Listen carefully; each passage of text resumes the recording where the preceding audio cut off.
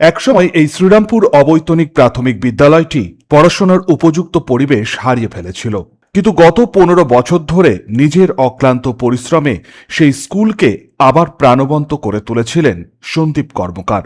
ছাত্রদের সঙ্গে তার গড়ে উঠেছিল এক মধুর আত্মিক সম্পর্ক।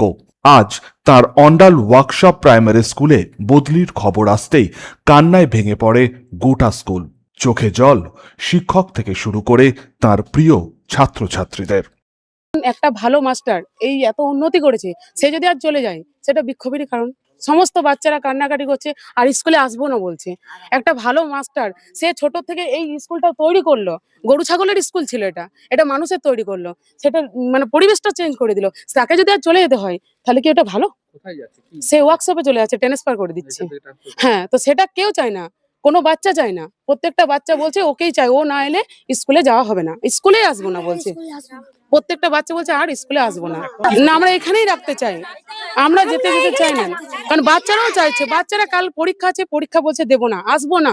যদি কালেও ট্রান্সফার আছে বলছে আসবো না, আমরা পরীক্ষা দেবো না, কিন্তু সন্দীপকেই চাই। আমাদের সন্দীপ স্যারের চাই। সন্দীপ স্যার আমাদের অনেক ভালোবেসেছে, খুবই ভালো মানুষ সন্দীপ স্যার। এখন সন্দীপ স্যার কোথায়? এখন একটু বাইরে গেছে বোধহয়, কালকে চলে যাবে বলছে তো, কিন্তু আমরা যেতে দেবো না।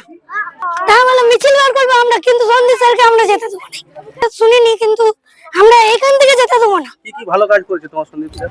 সন্দীপ স্যার আমাদেরকে খুবই ভালো করে পড়াতেন। অন্যদিকে শিক্ষক সন্দীপ কর্মকার জানান, এই ভালোবাসা পেয়ে তিনি আপ্লুত, তবে কোথাও আজ তিনিও ভারাক্রান্ত। আমি তো শিক্ষক হিসাবে যেটা করে এতদিন করে গেছি, আজকে ওনারা যেটা করছে এটা আমার পাও না।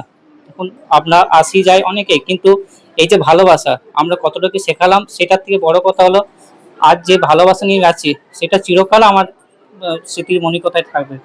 আমি জানি না আর এখানে আসতে পারবো কিনা, তবে আমি অনেক চেষ্টা করবো যে আবার যেন আমি এখানে ফিরে আসতে পারি। এই এতগুলো মানুষের ভালোবাসা, যদি ভগবান আসে নিশ্চয়ই আমাকে আবার ফিরিয়ে নিয়ে আসবে।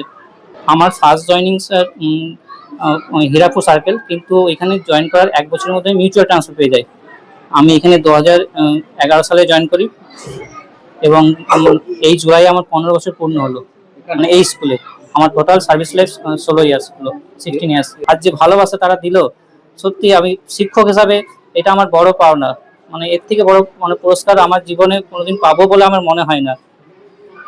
আর কি বলবো স্যার, অনেক কথা ভাষা বলে পাচ্ছি না, যেভাবে ছেলেরা আমাকে জড়িয়ে ধরলো।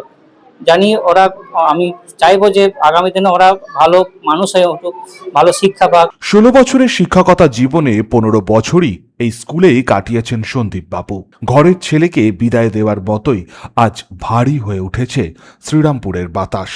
দাবি একটাই, ফিরিয়ে আনা হোক তাঁদের প্রিয় সন্দীপ স্যারকে। বদলি রুখতে স্কুল চত্বরেই বিক্ষোভ দেখাতে শুরু করেন খুদে পড়ুয়ারা।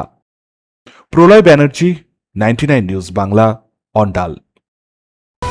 আপনারা দেখছেন 99 নিউজ বাংলা। বদলাবো আমরা।